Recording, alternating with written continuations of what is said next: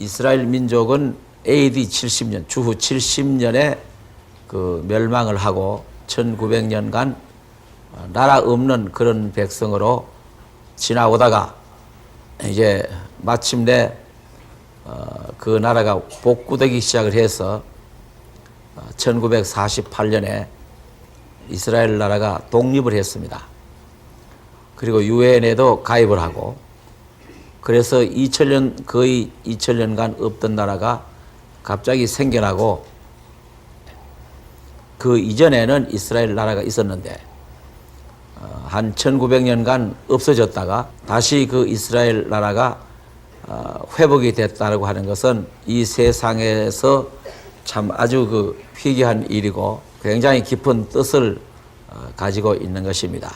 사람들은 없어졌던 나라가 다시 태어난 것을 심상하게 생각하고 그런 일도 있으려니 하고 생각을 합니다만은 그것은 이 성경을 통해서 보면은 너무도 큰 사건이고 굉장히 중요한 의미를 가지고 있는 그런 사건이라는 것을 사람들이 별로 주시를 하지 않는 것 같아요.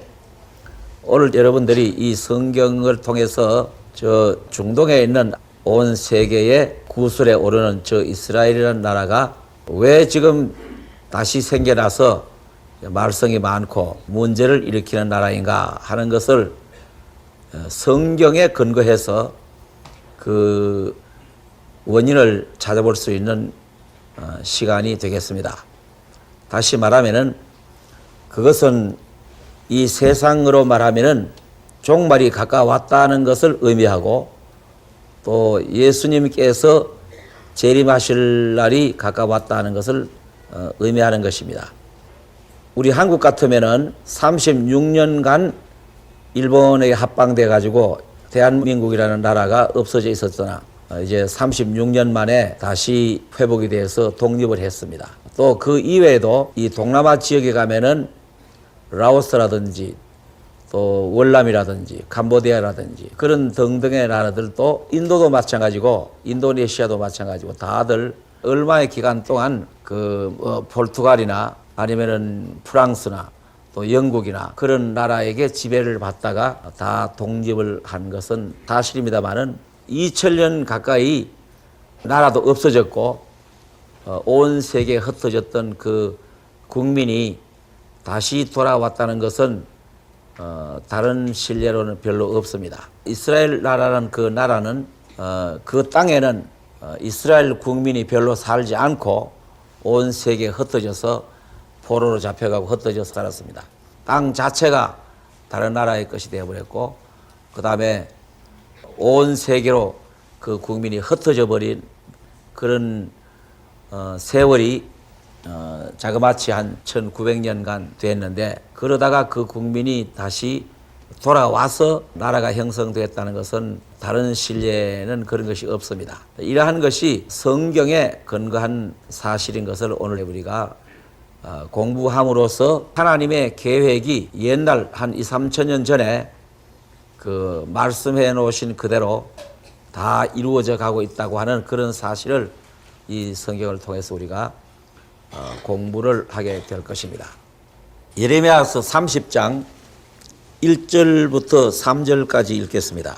여호와께로서 말씀이 예레미야에게 임하여 이르시니라.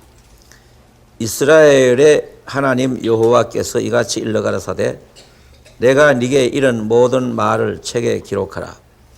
나 여호와가 말하노라. 내가 내 백성 이스라엘과 유다의 포로를 돌이킬 때가 이르리니 내가 그들을 그 열조에게 준 땅으로 돌아오게 할 것이라.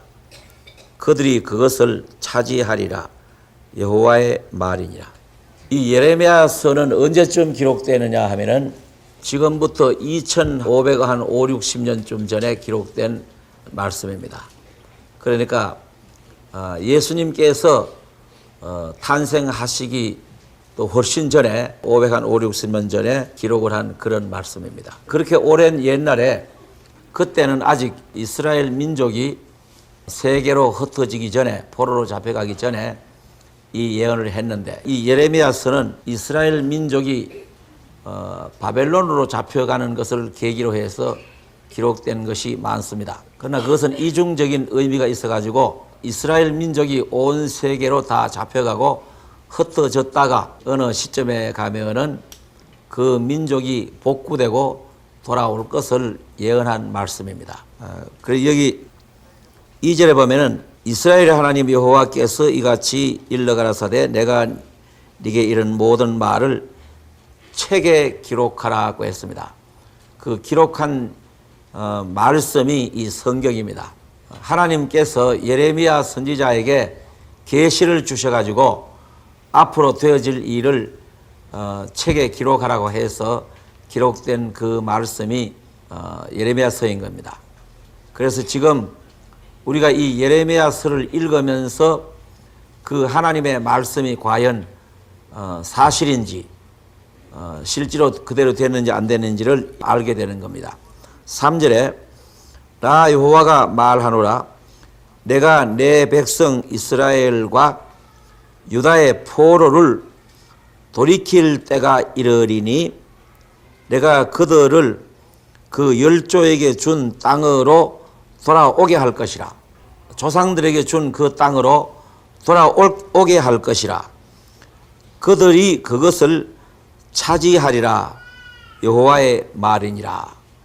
그래서 이제 이스라엘 민족이 흩어졌던 세계 각처에서 다시 돌아와서 그 나라를 차지하게 된다. 이렇게 2500여 년 전에 기록된 말씀입니다. 이 말씀은 중동전쟁이라고 하는데 이 중동전쟁이라고 하는 것은 이스라엘과 이집트와 시리아 또 아니면 요르단, 레바논 그 주변의 나라들하고 이스라엘이 상대해서 싸우는 그런 전쟁이 중동전쟁인데 중동전쟁 제3차 전쟁이 6.1 전쟁이라고 해가지고 1967년도에 전쟁이 있었습니다. 그것이 이제 세 번째 전쟁인데 6.1 전쟁 때에 이스라엘 군이 그 이스라엘 땅을 완전히 몽땅 점령해 버렸습니다. 여기가 이제 이스라엘 땅입니다. 여기가 이스라엘 땅인데 여기 사해국 여기 북쪽에는 갈릴리 바다가 있고 우리나라 강원도만한 이 땅입니다. 6.1 전쟁 그 이전에는 이스라엘 사람들이 여기 들어가서 살고 있으면서 이 영어로는 웨스트뱅크라고 하는 곳인데 여기 요르단강이 이렇게 흐르고 있는데 예루살렘을 비롯해 가지고 이 요르단강 서쪽과 또 이쪽 남쪽에 가면은 이제 여러 지역이 있는데 그 요르단이라는 나라가 이것을 점령하고 북쪽에는 골란 고원을 비롯해 가지고 시리아가 점령을 하고 남쪽은 이집트가 점령을 하고 그 다음에 여기 팔레스타인 사람들은 여기 이 나라에 여기저기 흩어져서 살고 있었습니다. 그런데 67년도 6.1 전쟁 당시에 이스라엘 군이 이쪽 남쪽 시나이 반도까지 몽땅 점령했고 이 요르단강 서안 웨스트뱅크라고 하는 이 서안을 점령하고 이 동쪽에 있는 골란 고원까지 몽땅 점령을 해버리고 이스라엘 땅으로 편입이 돼버리고 말았습니다. 이스라엘이 다 이제 지배하게 되었습니다. 자, 그러면은 2500~600년 전에 이 성경에 예언되어 있는 하나님의 말씀입니다. 여기 1절 보면 여호와께로서 말씀이 예레미야에게 임하여 이르시되 여호와는 하나님이시죠. 하나님께서 예레미야를 통해서 하신 말씀 그러니까 이 성경은 하나님의 말씀입니다. 하나님의 말씀이 2500년 전에 어느 때가 오면은 이스라엘이 돌아와서 자기 땅을 몽땅 차지해버린다 하시는 그 말씀이 그대로 이루어졌습니다. 자, 그래서 그러한 그 전쟁의 결과로 요르단이 지배하고 이집트가 지배하고 시리아가 지배하던 그 땅들이 이스라엘이 차지해버리는 그런 것은 성경 말씀 그대로 이루어졌다는 것을 우리가 분명히 알 수 있습니다. 이사야 60장 4절부터 읽겠습니다. 내 눈을 들어 사면을 보라, 무리가 다 모여 네게로 오느니라. 네 아들들은 원방에서 오겠고, 이게 무슨 말이냐 하면은 이스라엘 민족의 아들들, 이스라엘 자손들이 멀리서 온다 이 말입니다. 오겠고, 네 딸들은 안기어 올 것이라. 안기어 가지고 다시 이스라엘 나라로 돌아온다 그 말입니다. 그때에 네가 보고 희색을 바라며 네 마음이 놀라고 또 화창하리니, 이는 바다의 풍부가 네게로 돌아오며 열방의 재물이 네게로 옴이라. 이 이사야서는 지금부터 2600여 년입니다. 2600여 년 전에, 예레미야서보다는 조금 앞에 2600여 년 전에 하나님이 이사야라는 선지자를 통해서 예언한 말씀입니다.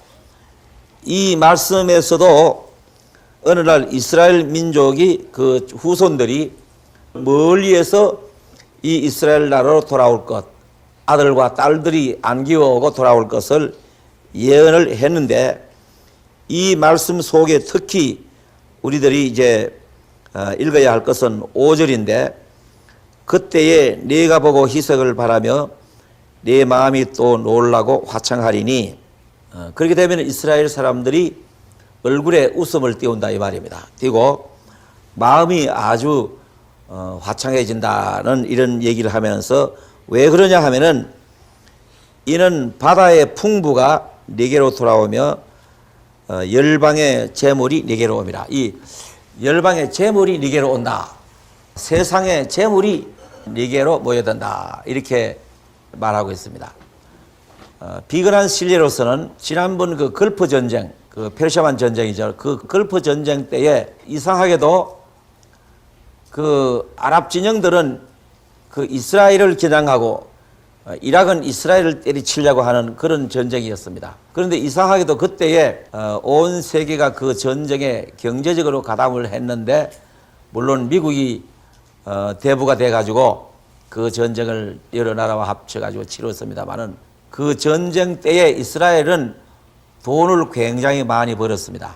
왜 그러냐 하면은 이락이라는 나라가 이스라엘에다가 스커트 미사일을 자꾸 쏘는데, 이스라엘은 음포를 놓기는 핵무기를 쓰겠다라든지 직접 공격하겠다라든지 자꾸 음포를 놓으니까, 그걸 달래기 위해서 미국에서는 이스라엘에 원조를 많이 했고, 패트리어트 미사일인가 뭐 그것도 몇 개를 원조했고, 또 프랑스라든지 독일이라든지 다른 나라에서도 굉장히 많은 돈을 이스라엘로 보낸 그런 신뢰가 있습니다. 이건 하나의 비근한 신뢰지만은, 그런 식으로 해서 온 세상의 재물이 이스라엘로 돌아간다 하는 그런 말씀입니다.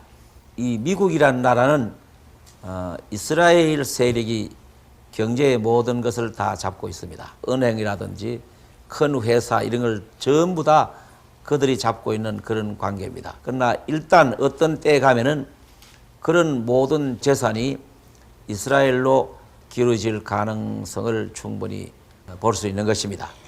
여기 이 말씀에 이제 열방의 재물이 네게로 온다 하는 말씀대로 되는 것은 틀림없는 사실입니다. 그 앞에 보면은 바다의 풍부가 네게로 돌아온다라고 했습니다. 여기 여러분 보시면은 이스라엘에는 바다가 세 가지 바다가 있습니다.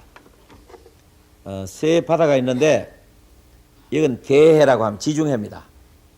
또 안쪽에 가면은 이 사해라는 바다가 있습니다.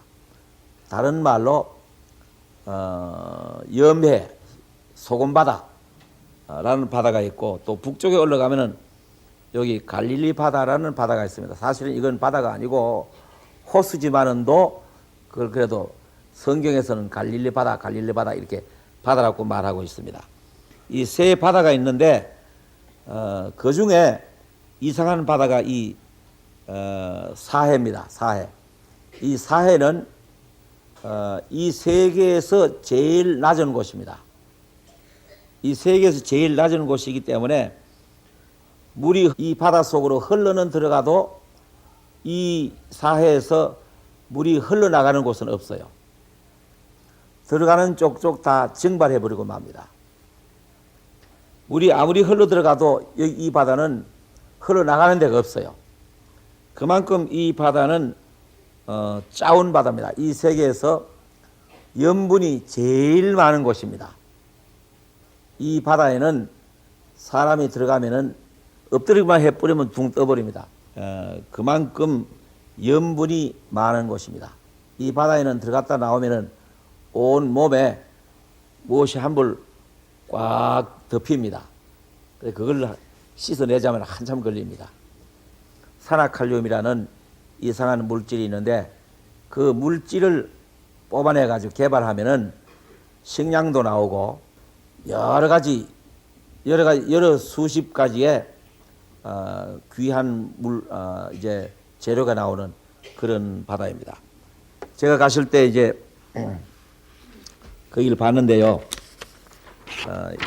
여기 보시면은 사해 근방에 있는 마그네슘 공장입니다. 소금 공장인데 이렇게 꿀뚝이 높은 꿀뚝이 서 있고 이 겉으로는 소금 바다라고 하지만은 실제로는 이 공장에서는 아주 이상한 물질이 많이 생산되는 그런 공장으로서 이스라엘 국가에서 이것을 개발하고 지금 경영을 해가고 있는 중입니다. 자, 이런 거 무엇입니까? 바다의 풍부가 네게로 돌아온다 하던 2600년 전에 기록한 이 성경 말씀이 그대로 지금 이루어지고 있습니다.